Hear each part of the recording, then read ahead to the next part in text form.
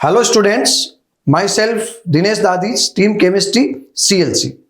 CLC जो विगत 30 वर्षों से आप लोगों के साथ है, हमेशा आप लोगों के लिए नवाचारों के लिए जाना जाता है।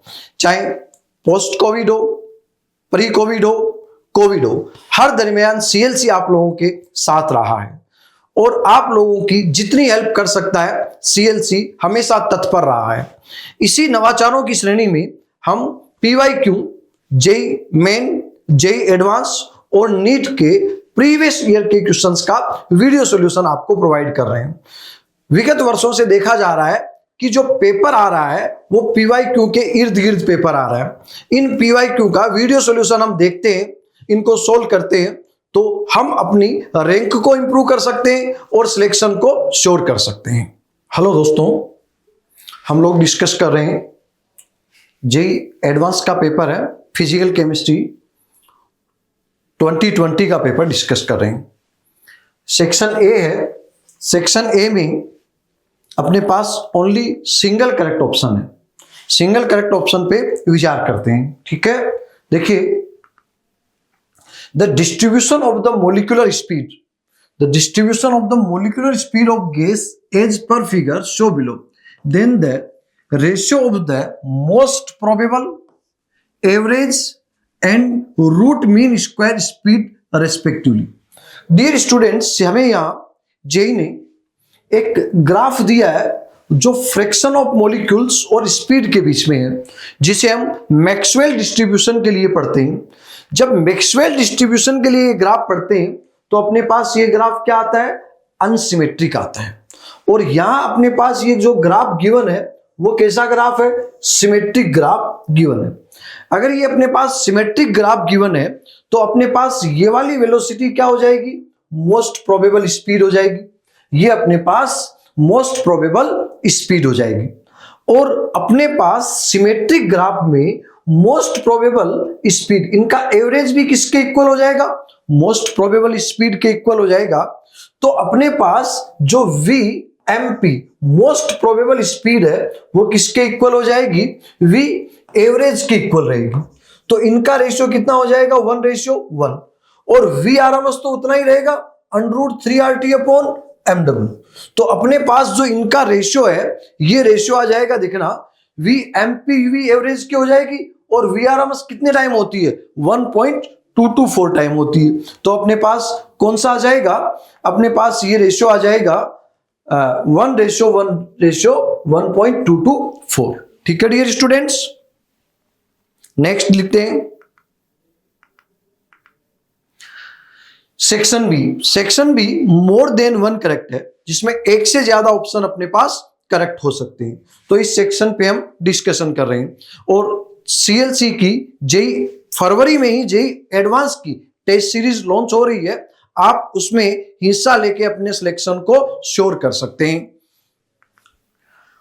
Thermodynamic process PV work done is given by the W is equal to minus of dVP external for the system undergoing a particular process, the work done W is equal to minus dV RT/VB.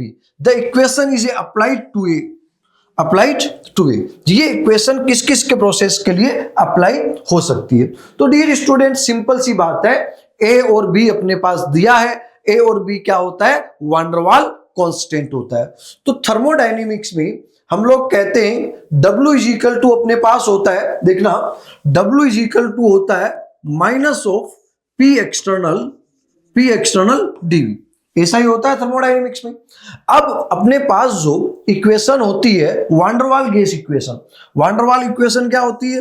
P plus A/V², V minus 1 mole के लिए V minus B is equal to RT होता है। तो इस equation को देखिए, अपने पास क्या हो जाएगा?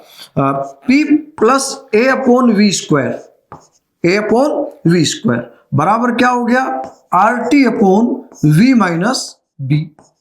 ठीक है, P इज इक्वल टू अपने पास हो जाएगा RT/V minus B। Minus A upon V square, ये अपने पास इक्वेशन हो जाएगी। और इस इक्वेशन को इसमें पुट कर देते हैं, W is equal to minus integration of, अपने पास P क्या आ गया, RT upon V minus B minus A square A upon V square, और ये क्या हो गया, डीवी हो गया। डियर स्टूडेंट्स, इसको हम ये पुट कर सकते हैं क्योंकि रिवर्सिबल प्रोसेस के लिए पी एक्सटर्नल किसके इक्वल होता है, पी एक्सटर्नल किसके इक्वल होता है, पी गैस के इक्वल होता है। क्योंकि जैसे जैसे पी एक्सटर्नल वेरी कर रहा होता है वैसे वैसे ही पी गैस वेरी कर रहा होता है। तो ये इक्वेशन कौन कौन से ऑप्शन के लिए सेटिस्फाइड हो रही है, ये पूछा है अपने से। देखिए यही पूछा है, पी गैस इक्वल टू, तो ये work done in reversible process can be van der Waals equation of state. तो देखना डियर स्टूडेंट्स, अपने पास सिस्टम दैट सेटिस्फाइड है the van der Waals equation of state, बिल्कुल van der Waals equation of state को satisfied कर रहा है। Process that is the reversible isothermal process, reversible isothermal process के लिए क्या कर सकते हैं, अप्लाई कर सकते हैं, क्योंकि रिवर्सिबल प्रोसेस में पी गैस बराबर पी एक्सटर्नल होता है। तो अपने पास इसमें से फर्स्ट ऑप्शन भी सही हो गया और सेकंड ऑप्शन भी सही हो गया। प्रोसेस दैट रिवर्सिबल, कोई भी रिवर्सिबल हो, रिवर्सिबल एडियाबेटिक प्रोसेस के लिए भी क्या हो जाएगी, एप्लीकेबल हो जाएगी। That is irreversible process, no, irreversible process के लिए एप्लीकेबल नहीं होगी। तो कौन कौन से ऑप्शन सही हो जाएंगे, ए, बी और सी ऑप्शन सही हो जाएंगे। ओके डियर स्टूडेंट्स, नेक्स्ट बात करते हैं, the cubic unit cell structure of compound containing cation M. एक क्यूबिक यूनिट सेल स्ट्रक्चर है जिसमें compound M and anion X is below, ठीक है। Compare to cation and anion and the smaller ionic radius, choose the correct statement. कुछ cation और anion दिए हैं, cation को हमें एम से मतलब इससे रिप्रेजेंट किया है, एनाइन को इससे रिप्रेजेंट किया है, और एक लेटिस बना रहे हैं। केटाइन की साइज है वो एनाइन से स्मॉलर है, तो आपको कुछ ऑप्शन दिए हैं, उन ऑप्शन को क्या करना है, सेलेक्ट करना है। तो देखिए, per unit cell empirical formula अपने को कैलकुलेट करना है। तो इंपेरिकल फॉर्मूला क्या हो जाएगा, एम कहां प्रेजेंट है डियर स्टूडेंट्स, एम अपने पास कहां प्रेजेंट है, एम अपने पास प्रेजेंट है फेस सेंटर पे। फेस सेंटर कितने फेस सेंटर पे, दो फेस सेंटर पे।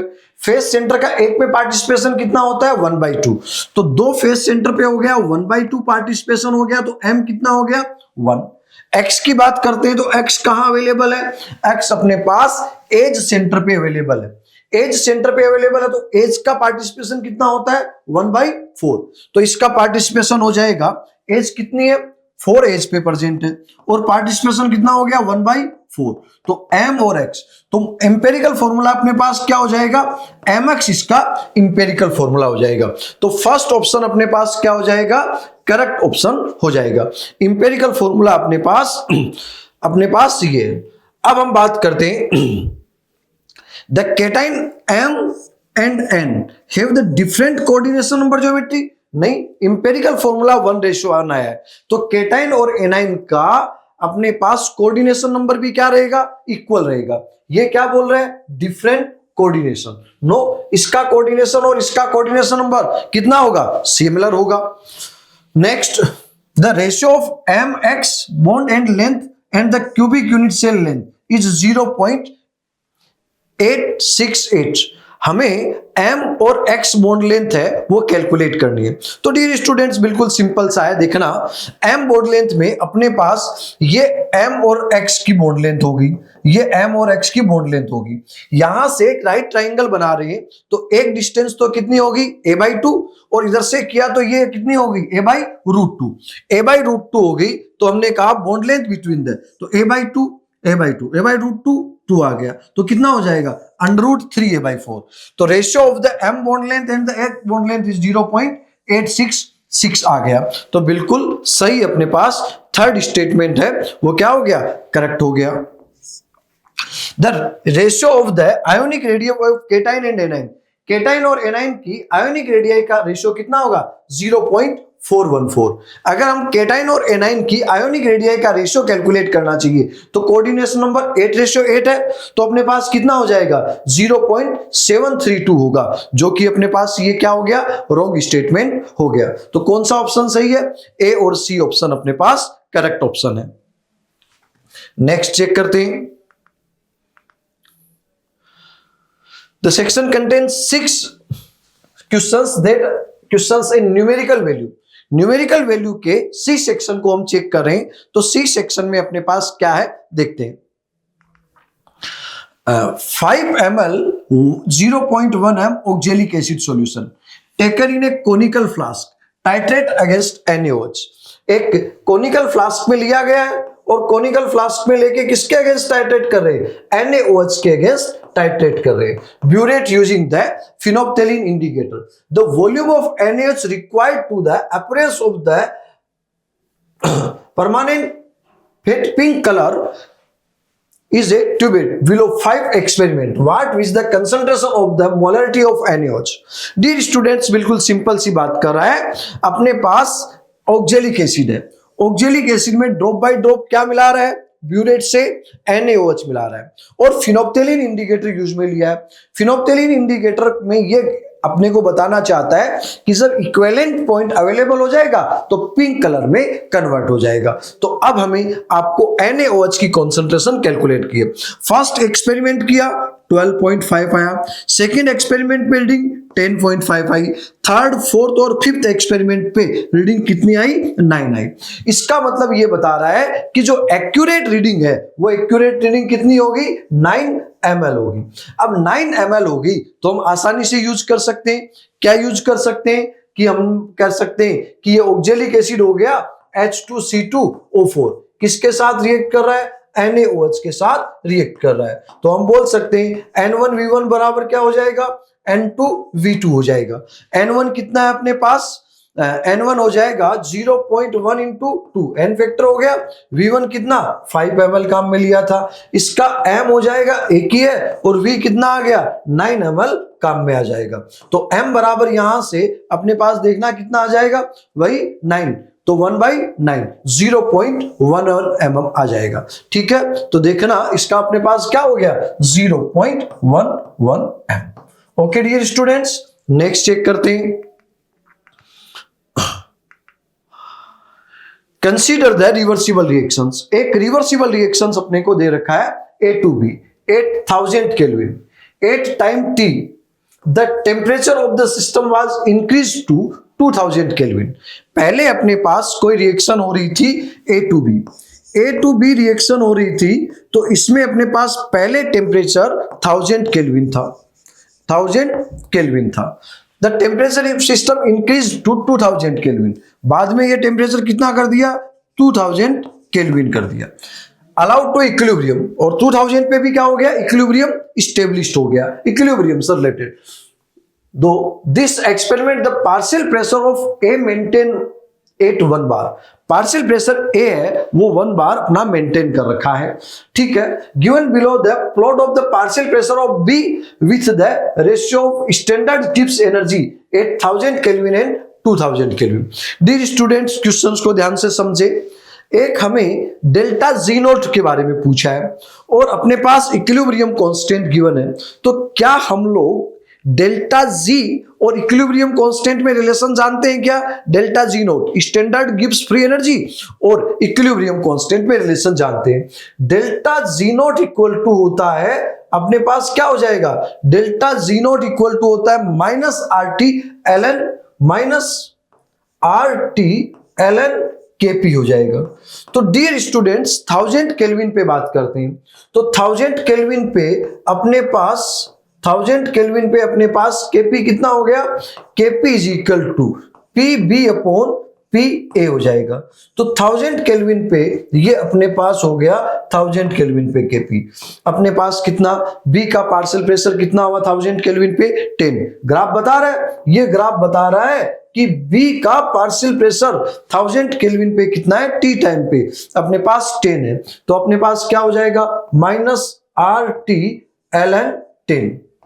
अगर यही बात अपने को 2000 केल्विन पे की है 2000 केल्विन पे delta G naught equal to 2000 kelvin पे, ठीक है, delta G naught minus RT/ln Kp, तो अपने पास कितना हो जाएगा, delta G naught equal to 2000 kelvin पे माइनस R, ये हो गया 2000 ln, और Kp की वैल्यू कितनी हो जाएगी अपने पास, Kp equal to PB upon PA हो जाएगा। PB कितना हो गया, ग्राफ से देखिए, ग्राफ से देखे तो PB कितना हो गया अपने पास 100 हो गया। तो अब अपने पास 100 हो गया, तो हम यहां इसकी वैल्यू पुट कर सकते हैं ln 100।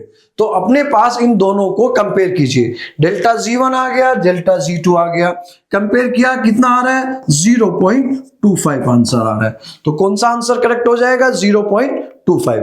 डियर स्टूडेंट्स, इसका आंसर करेक्ट हो जाएगा 0.25। बिल्कुल आसान सी बात है।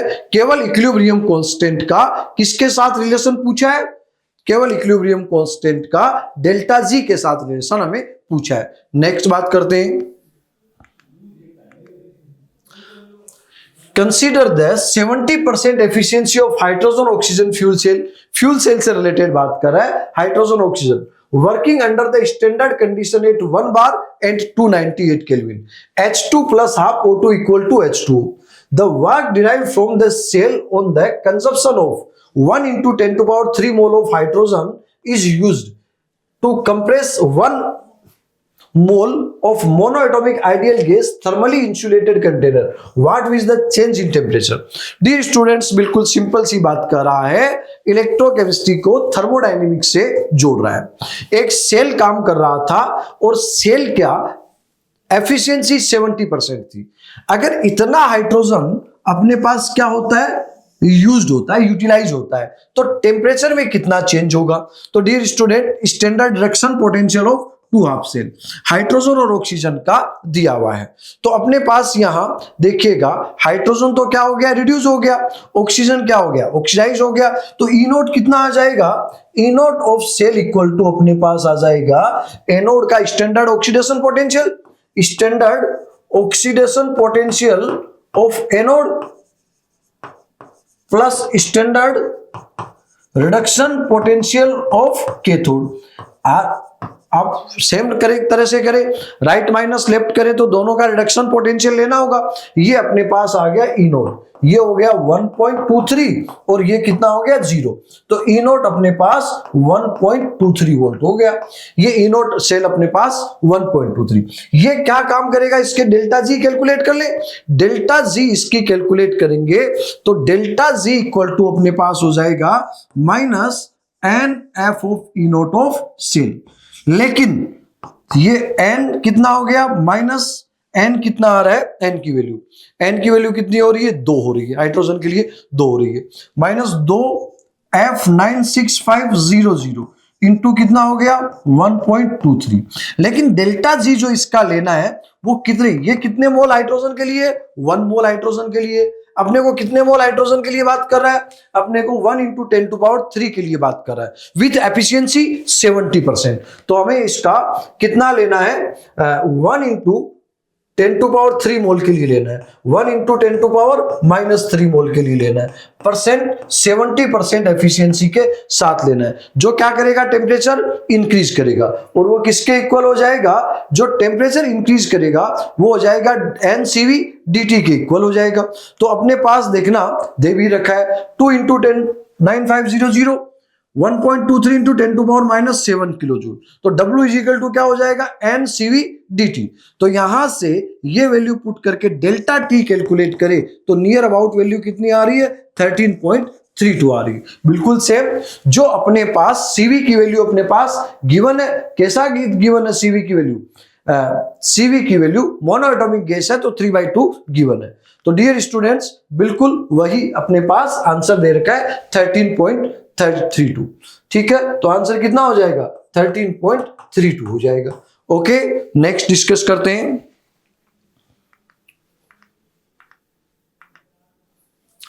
Aluminium react with the sulfuric acid and form aluminium sulfate and hydrogen. What is the volume of hydrogen gas liter produced at 300 Kelvin and 1 atm pressure when the 5.4 gram aluminium and 50 ml 5m sulphuric acid are combined to react. Dear student, simple सी बात कर रही है, aluminium किसके साथ react कर रहा है? H2SO4 के साथ रिएक्ट कर रहा है। एल्यूमिनियम सल्फेट बना रहा है, एल्यूमिनियम रिएक्ट कर रहा है किसके साथ? H2SO4 के साथ रिएक्ट कर रहा है। क्या बन जाएगा अपने पास? Al2SO4 का होल थ्राइस बन जाएगा। Al2 प्लस क्या रिलीज हो जाएगी? हाइड्रोजन गैस रिलीज हो जाएगी। इस रिएक्शन को हम लोग क्या कर लेंगे? बैलेंस कर लेंगे। इस रिएक्शंस को हम लोग क्या कर लेंगे? बैलेंस कर लेंगे। अब अपने पास एल्यूमिनियम का मास गिवन है और किसका मास मोल गिवन है? एल्यूमिनियम के मोल गिवन है और H2SO4 के भी मोल अपने पास गिवन है। अब इसे लिमिटिंग रिएजेंट से सोल्व करेंगे। इसके मोल अपने पास हो गए, इसके मोल अपने पास हो गए, इसके मोल कितने हो गए अपने पास? इसके मोल हो गए, एल्यूमिनियम का कितना ग्राम दिया है? 5.4 डिवाइडेड बाई 27, ये इसके मोल हो गए। H2SO4 के कितने हो गए? MV हो गए। तो H2SO4 के MV हो गए, तो M कितना दे रखा है? M दे रखा है 5m और वॉल्यूम कितना दे रखा है? 50 डिवाइडेड बाई 1000। ये मोल अपने पास इसके आगे लिमिटिंग रिएजेंट से सोल्व करेंगे और जो हाइड्रोजन गैस के मोल बनेंगे उसमें हम क्या लगा देंगे? PV इक्वल टू nRT लगा देंगे, क्योंकि NTP और STP की कंडीशन गिवन नहीं है। तो dear students, 2Al plus 3H2SO4 equal to aluminium sulphate plus H2, 0.2 millimole. तो 0.25 लिमिटिंग रिएजेंट ये वाला हो गया। तो 0.25 mole of H2 is form, तो PV is equal to nRT लगा दिया, तो कितनी हाइड्रोजन गैस मिली? 6.15 लीटर हाइड्रोजन गैस अपने पास ऑब्टेन हो जाएगी। ये कितनी हो जाएगी? 6.15 लीटर, 6.15 लीटर हाइड्रोजन गैस अपने पास प्रोड्यूस हो जाएगी। ओके डियर स्टूडेंट्स, नेक्स्ट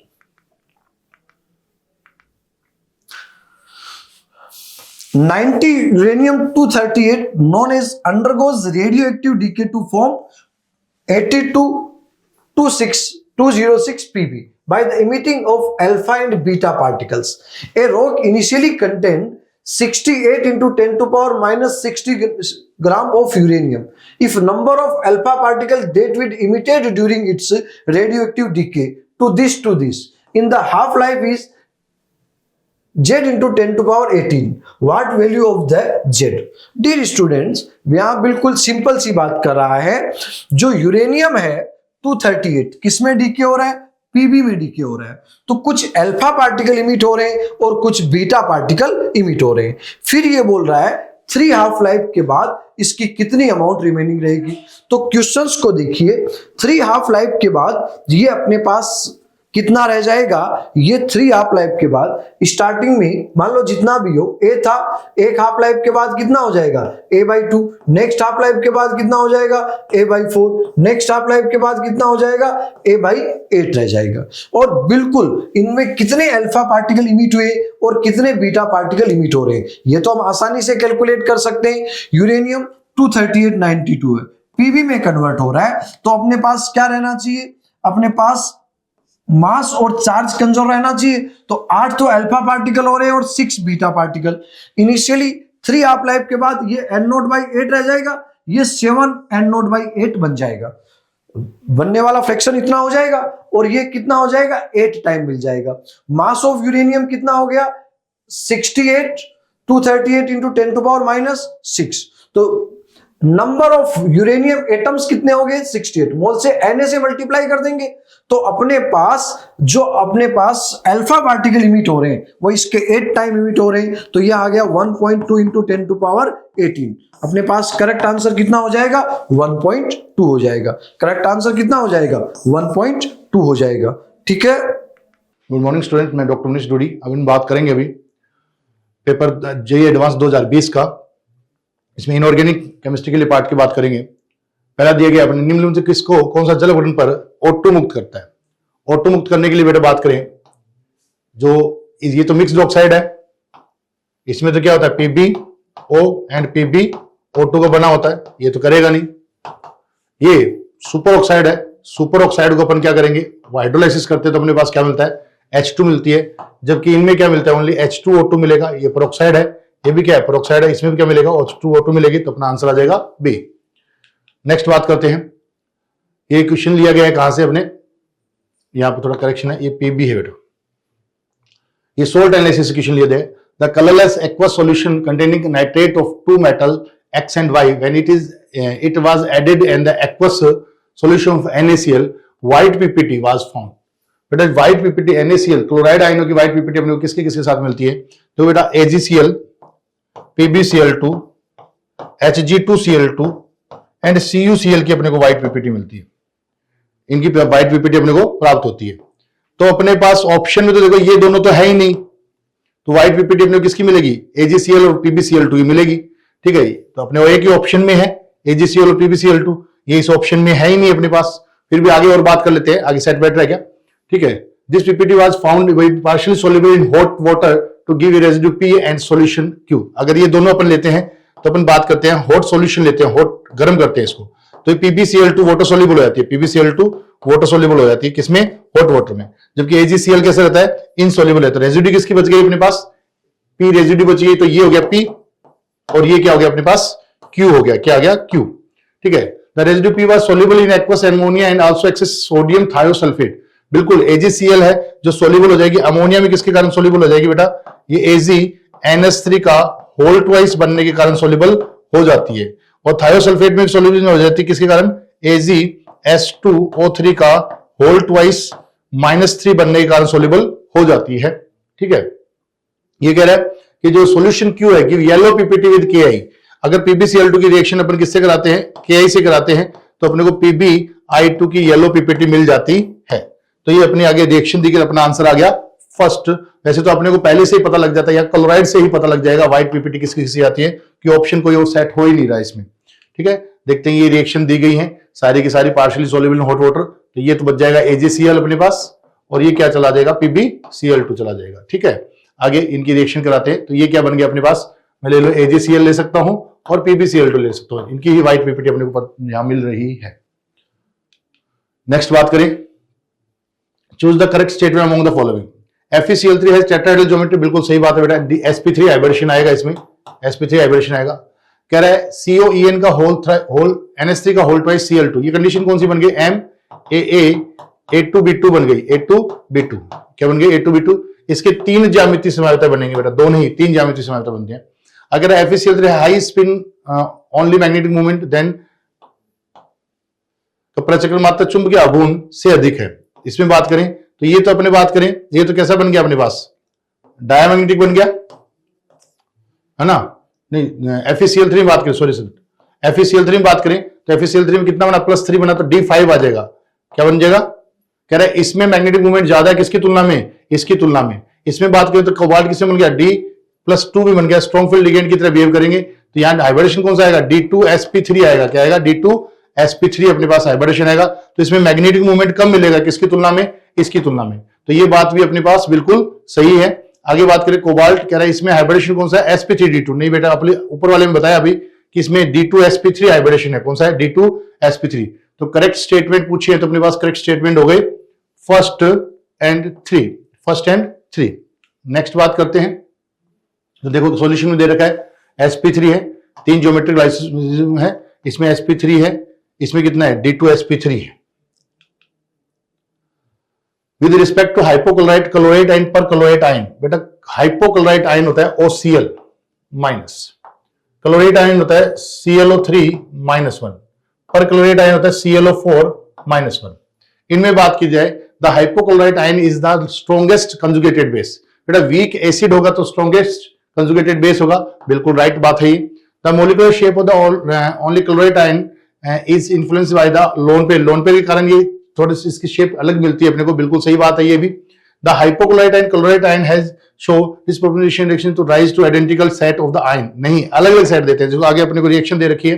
देखिए HClO3 को गर्म करोगे तो ये किसमें जाएगा? HClO4 और ClO2 में जाता है, जबकि HOCl को गर्म करेंगे तो किसमें जाएगा? HCl और HClO3 में जाता है।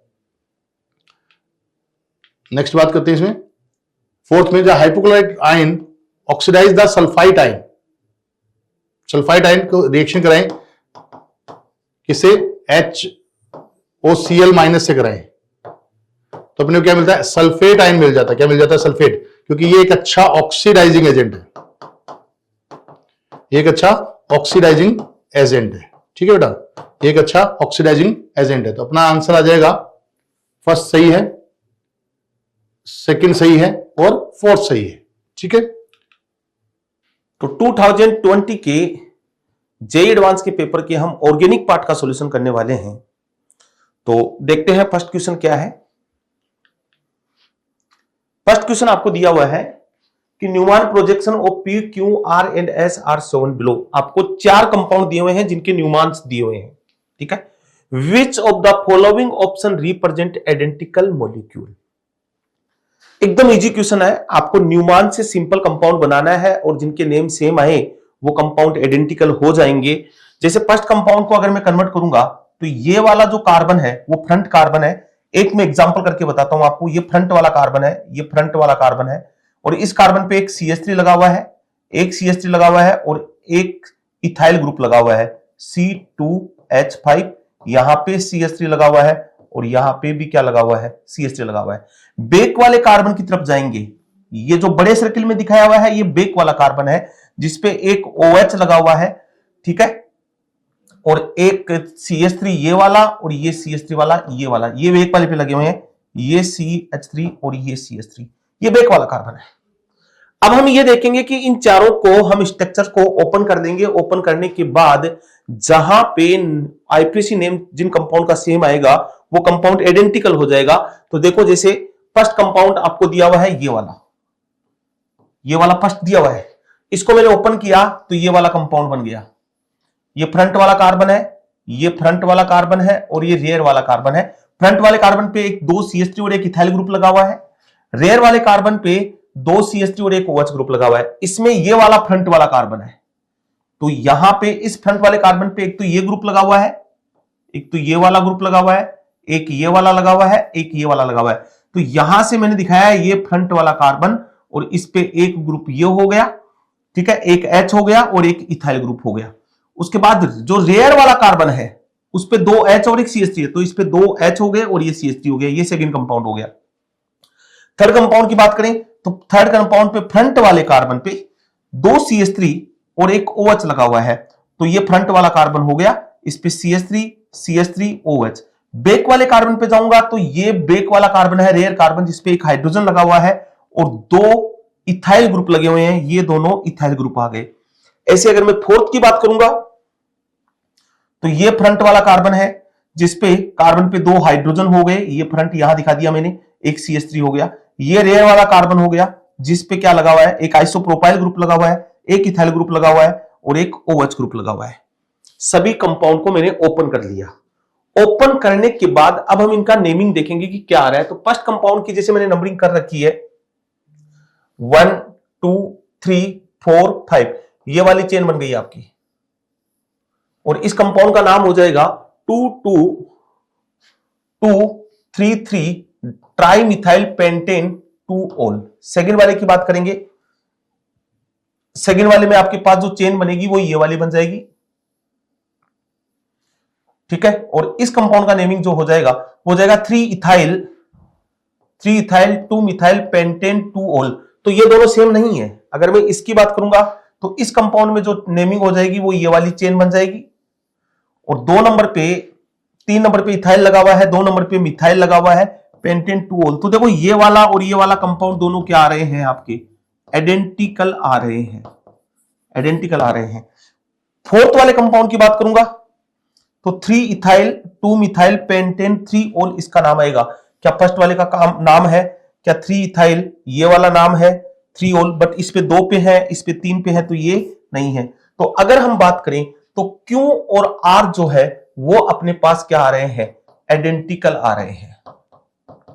हमसे पूछा क्या गया था, क्वेश्चन में क्या पूछा गया था, आप देखें, न्यूमैन प्रोजेक्शन PQRS दिए हुए हैं और विच of the following option represent identical molecule. Identical molecule की बात की तो Q और R ये दोनों कैसे मॉलिक्यूल आए थे, आइडेंटिकल मॉलिक्यूल आए थे। तो इस क्वेश्चन का जो आंसर जाएगा वो सी रह जाएगा और ये एडवांस का क्वेश्चन है, सिंगल चॉइस का क्वेश्चन है और इजी कैटेगरी में हम इस क्वेश्चन को रखेंगे क्योंकि बहुत ज्यादा कॉम्प्लिकेटेड क्वेश्चन है नहीं। नेक्स्ट क्वेश्चन की बात करते हैं, वापस आईपीएससी नोमेनक्लेचर पे क्वेश्चन है, which of the following structure has the IPSC name 3-इथेनिल 2-हाइड्रोक्सी 4 methyl hex 3 en yne oic acid. Oic acid मतलब COH ग्रुप तो होना ही चाहिए। इथेनॉल किसको बोलते हैं? देखो इस कंपाउंड को हमने बोलता है एल्काइन। आप एक चीज देखें, एल्केन होता है, एल्कीन होता है और एल्काइन होता है।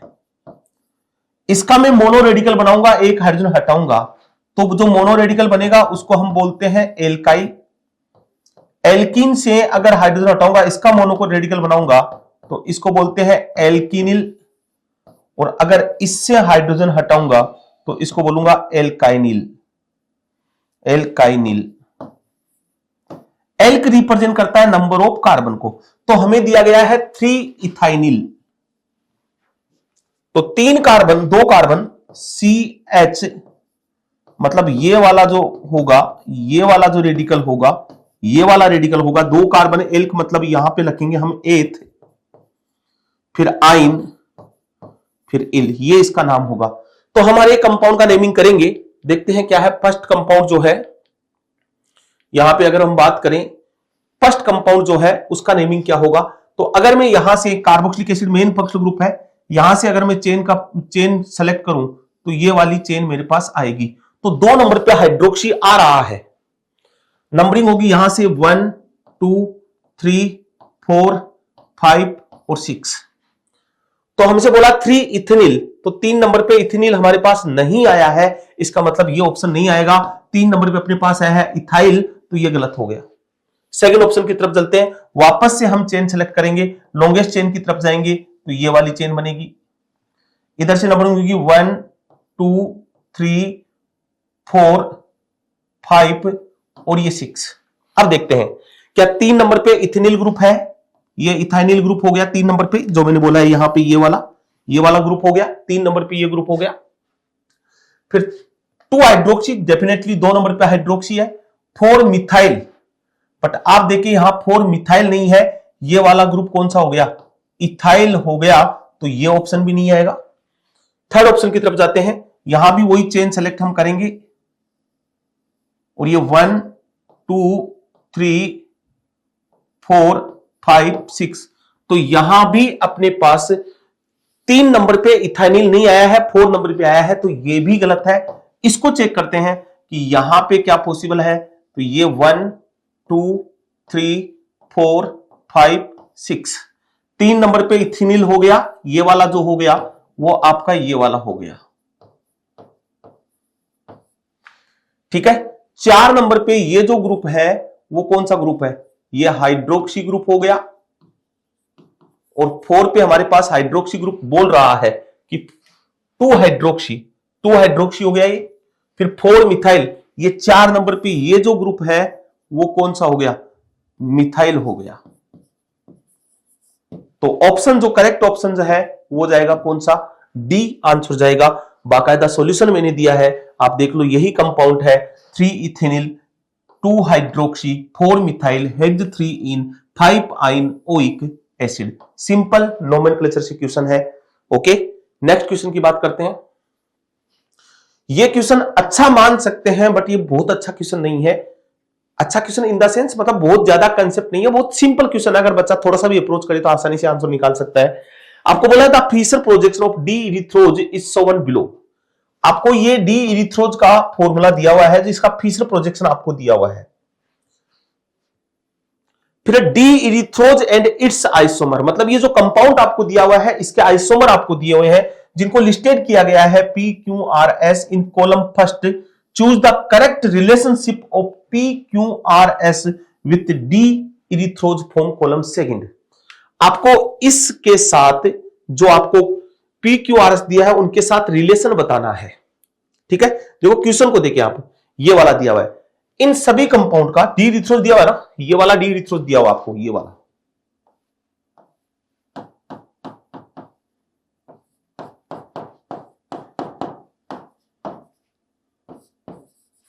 ये वाला जो कंपाउंड है वो डी इरिथ्रोज है। इस कंपाउंड के साथ आपको रिलेशन देखना है कि P और इसके साथ क्या रिलेशन है, Q और इसके साथ क्या रिलेशन है, R और इसके साथ क्या रिलेशन है, एस और इसके साथ क्या रिलेशन है। तो क्वेश्चन को करने का क्या क्राइटेरिया रहेगा, देखो ये हमें दिया हुआ है वेज डेस में, किसमें दिया हुआ है, वेज डेस में, और ये हमें दिया हुआ है फिशर में। तो आप इसको दो तरीके से कर सकते हो, या तो फिशर को भी इसको भी वेज डेस में लेके जाओ, या फिर ये जो वेज डेस दिए हुए हैं इनको कहां लेके आओ, फिशर में लेके आओ, जिसे इजी इमेजिन हो जाएगा। एक कंसेप्ट तो ये है। दूसरा आप आरएस नोमेनक्लेचर से भी कर सकते हो, पर सबसे इजी जो कंसेप्ट है इसका क्वेश्चन को सोल्व करने का वो ये है कि आप ये जितने भी कंपाउंड है इन सबको आप किस में लेके चले जाओ, फिशर में लेके चले जाओ। और फिशर एक्लिप्स से बनता है, फिशर एक्लिप्स से बनता है, स्टगर्ड से फिशर नहीं बनता। ये जो हमें दिया हुआ है वो कौन सा कॉन्फ़िगरेशन दिया हुआ है, ये स्टगर्ड दिया हुआ है। तो डायरेक्ट फिशर नॉट पॉसिबल, मैं कंसेप्ट बता रहा हूं, मैं यहां लिख रहा हूं direct Fischer not possible. Direct इसका फिशर क्या नहीं है, पॉसिबल नहीं है, क्योंकि ये खुद कौन सा कंफर्मेशन है, ये स्टगर्ड है, और स्टगर्ड से एक्लिप्स नहीं बनेगा, उस स्टगर्ड से फिशर नहीं बनेगा। तो फर्स्ट इसको मैं कन्वर्ट इन एक्लिप्स, पहले मैं इसको किस में कन्वर्ट करता हूं, एक्लिप्स में कन्वर्ट करता हूं। तो जब एक्लिप्स में कन्वर्ट करूंगा तो या तो इस बॉन्ड को रोटेट कर दो, या उस बॉन्ड को, उस CHO वाले ग्रुप को नीचे की तरफ ले आओ, या CH2OH वाले ग्रुप को ऊपर की तरफ लेके चले जाओ। तो अगर मैं कन्वर्ट करूं तो ये वाला, ये लो, ये CHO एजिट है, ये CH2OH हो गया, इधर आपने H को नहीं चेंज किया है, OH एजिट है आपका, और यहां आप जब रोटेट करोगे तो during rotation above the plane group below the plane हो जाएगा, और below the plane above the plane हो जाएगा। तो यहां आपने रोटेट किया, इसको रोटेट किया, तो जो पीछे की तरफ था वो आगे की तरफ आ गया, और जो आगे की तरफ था वो चला गया पीछे की तरफ। अब ये आपका एक्लिप्स बन गया। इसका फिशर बनाओगे तो फिशर बन जाएगा, इसका ऊपर की तरफ CHO चला जाएगा, नीचे की तरफ CH2OH चला जाएगा, दोनों OH OH सेम साइड है, H। अब इससे कंपैरिजन करें तो मेरे को नजर आ रहा है कि ये दोनों आइडेंटिकल हैं, जो P और जो गिवन डी इरिथ्रोज है वो आइडेंटिकल है, तो P में तो सेकंड आने वाला है, आइडेंटिकल है। इस तरह आपको कॉलम मैचिंग करना है, ठीक है। तो आपको समझ में आ गया होगा। अब हम इसकी बाकायदा डिटेल से सॉल्यूशन की बात करते हैं। देखो इधर ये P है, इसका फिशर बनेगा ये वाला, ठीक है। ये Q है, तो इसका डायरेक्ट फिशर नहीं बनेगा, इसको पहले किसमें कन्वर्ट किया हमने, पहले क्या बनाया, इससे एक्लिप्स बनाया, फिर एक्लिप्स से ये आया है, ये ऑलरेडी एक्लिप्स है तो डायरेक्ट फिशर बना दिया, डायरेक्ट यहां पे फिशर पॉसिबल है। ये वापस स्टगर्ड है, तो यहां भी पहले हमने क्या बनाया है, एक्लिप्स बनाया है, उसके बाद हमने ये फिशर बनाया है, ये इससे डायरेक्ट क्या बन जाएगा, फिशर बन जाएगा। और इनसे जो फिशर बनेंगे वो मैंने ऑलरेडी आपको लिख दिए हैं, जैसे ये CHO OH दोनों सेम साइड है, HS दोनों सेम साइड है। अब आपको जो कंपाउंड दिया हुआ था वो ये वाला दिया हुआ था, वापस देखिए, ये CHO था, ये OH OH H CH2OH, और इसको हमने बोला था डी इरिथ्रोज, इसके साथ हमें कंपेयर करना था। तो अगर मैं P को कंपेयर करूंगा तो P को कंपेयर करूंगा तो क्या आ रहे हैं, दोनों आइडेंटिकल आ रहे हैं, आइडेंटिकल। अगर मैं Q को कंपेयर करूंगा तो Q को कंपेयर करूंगा तो ये ना तो मिरर इमेज है ना ये आइडेंटिकल है। क्या ये मिरर इमेज है, नहीं, मिरर इमेज भी नहीं है, आइडेंटिकल भी नहीं है। जब स्टीरियो आइसोमर जो ना मिरर इमेज हो ना आइडेंटिकल हो उसको हम बोलते हैं डायस्टीरियोमर। इसको क्या बोलेंगे, डायस्टीरियोमर बोलेंगे, डायस्टीरियोमर, ये लो डायस्टीरियोमर। इसकी बात करूं तो वापस वही कंडीशन है, ना तो ये आइडेंटिकल है ना तो ये आइडेंटिकल है ना मिरर इमेज है, तो ये भी क्या हुआ, डायस्टीरियोमर, डायस्टीरियोमर। ये वाला मिरर इमेज है तो ये मिरर इमेज को हम क्या बोलते हैं, एनाइंशियोमर। तो P जो है यहां में लिखा P and given D erythrose are identical, Q and given D erythrose are diastereomer, R and given D erythrose are diastereomer, S and given D erythrose are enantiomer. जो मैंने लिख दिया आइडेंटिकल, डायस्टीरियोमर, डायस्टीरियोमर और एनैंटियोमर। अब हम option को check करेंगे तो ऑप्शन में आप देखोगे P क्या है अपना आइडेंटिकल, तो P में 2 आएगा, P में 2 आएगा तो ये वाला ऑप्शन नहीं आएगा, हट गया। ठीक है, फिर हमने बोला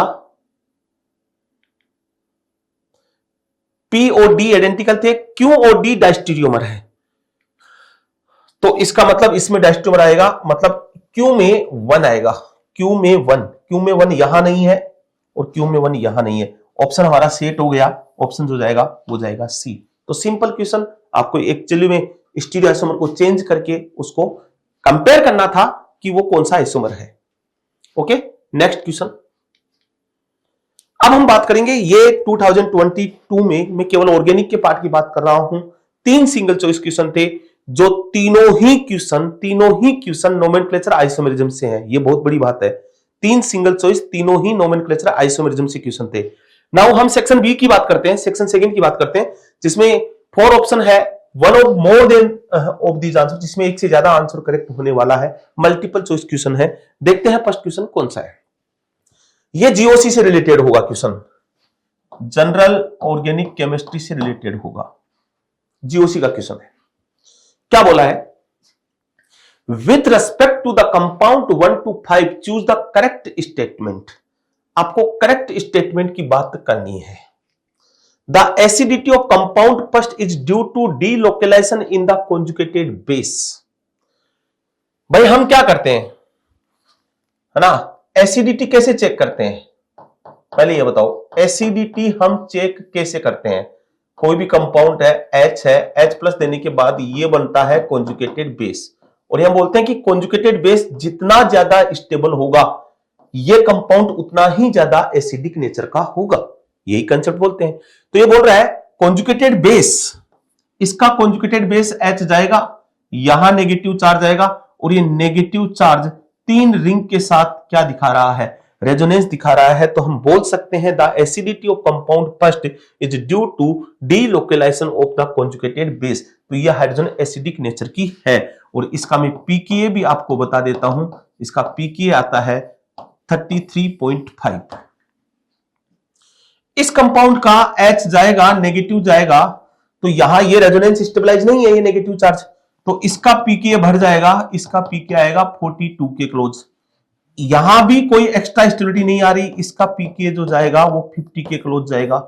यहां ये H, ये नेगेटिव चार्ज, और ये बन रहा है एरोमेटिक कॉन्जुगेटेड बेस। क्या बन रहा है, एरोमेटिक क्या बन रहा है, कॉन्जुगेटेड बेस बन रहा है ना, और इसका पीकेए जो है वो होगा 16।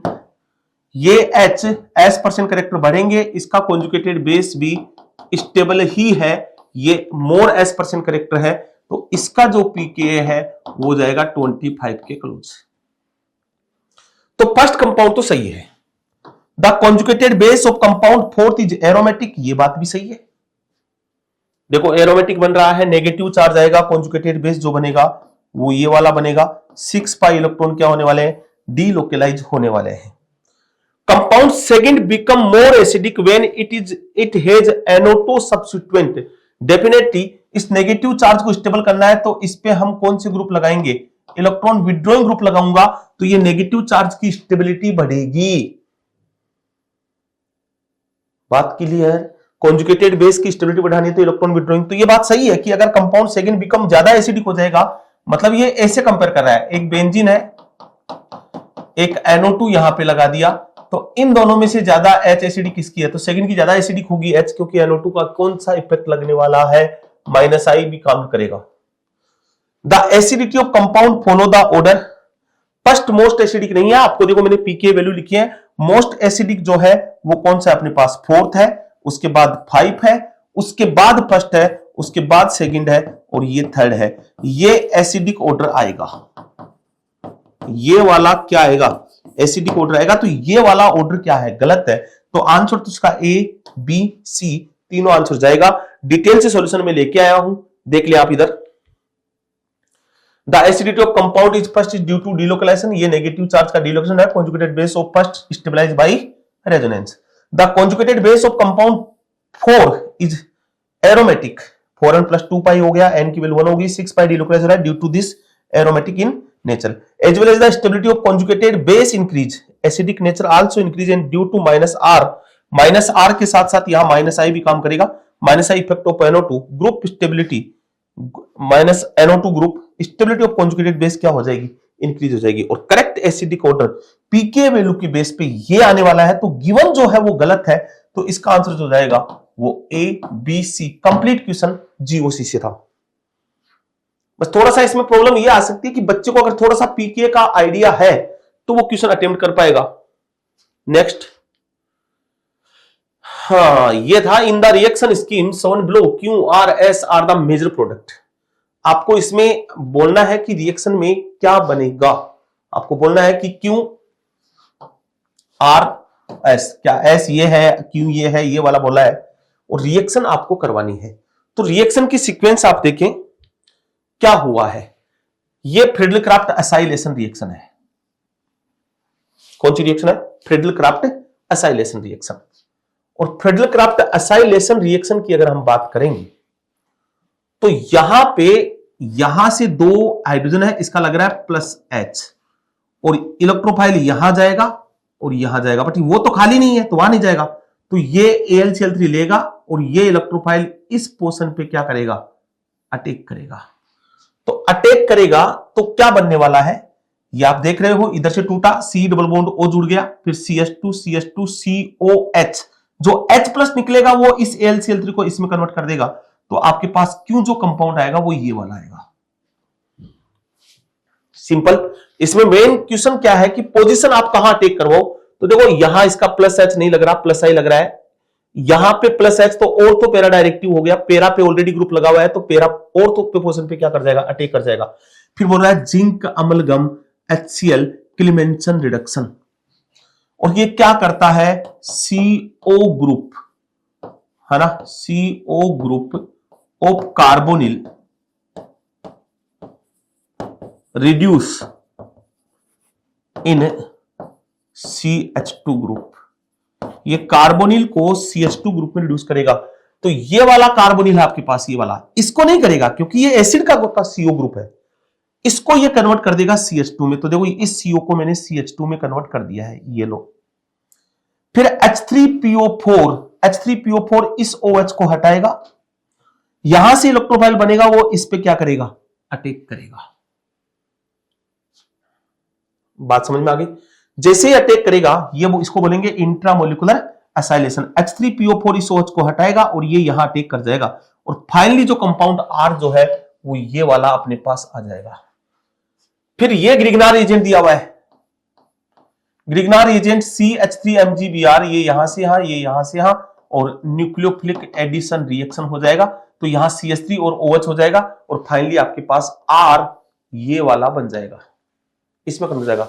फिर H2SO4 डिहाइड्रेशन लिखा हुआ है, डिहाइड्रेशन, H+ इस पे अटैक करेगा, OH2+ बाहर होगा, कार्बोकेटाइन बनेगा, फिर इसके रेस्पेक्ट में वो हाइड्रोजन आपको हटानी है जिससे स्टेबल एल्कीन बनेगी, तो ये H+ हटा के यहां पे डबल बॉन्ड इंट्रोड्यूस हो जाएगा, S फाइनली ये आ जाएगा। तो पूरा डिटेल से दिया है, और सभी रिएक्शन एनसीईआरटी से बिलोंग करती है, कोई एबनॉर्मल रिएक्शन यहां पे इंक्लूड नहीं हुई है। ऑप्शन को अगर हम चेक करना चाहें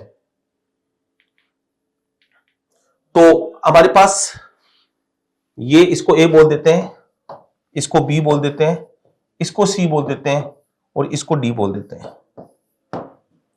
तो हमारे पास क्या Q ये बना था? जी हां, Q ये वाला प्रोडक्ट है, ये सही है। क्या S R अपना ये वाला कंपाउंड था? नहीं, R ये वाला नहीं है, डबल बॉन्ड आया है तो गलत बात है। क्या S ये वाला कंपाउंड है? PQRS नहीं, S हमारे डबल बॉन्ड CH3 इधर यहां ये आया था, तो ये भी गलत है। ये सही है, S ये बना था, जी हां ये वाला सही है। तो आंसर जो जाएगा वो जाएगा B और D। ये मल्टीपल चॉइस का क्वेश्चन था, ये सेकंड मल्टीपल चॉइस क्वेश्चन, जिसमें रिएक्शन इंक्लूड किए, ग्रिग्नार एजेंट भी ले लिया, फ्रीडल-क्राफ्ट रिएक्शन भी ले ली, इंट्रामोलिकुलर भी ले ली, एसाइलेशन रिएक्शन भी ले ली, ठीक है, और साथ में क्लेमेंसन रिडक्शन भी यूज में आ गया। नेक्स्ट क्वेश्चन, ये क्वेश्चन है integer. In the following reaction compound Q is obtain from the compound P via an ionic intermediate. इस चीज को आप सुनो कि P जो बना है वो किससे बना है, एक आयनिक इंटरमीडिएट से बना है, और पूछा है एक कलर्ड कंपाउंड बना है, और पूछा है क्वेश्चन में हमसे जो पूछा है वो पूछा है असंतृप्तता की कोटि, degree of unsaturation, degree of unsaturation, ये हमसे पूछा है, डिग्री ऑफ अनसैचुरेशन हमसे पूछा है।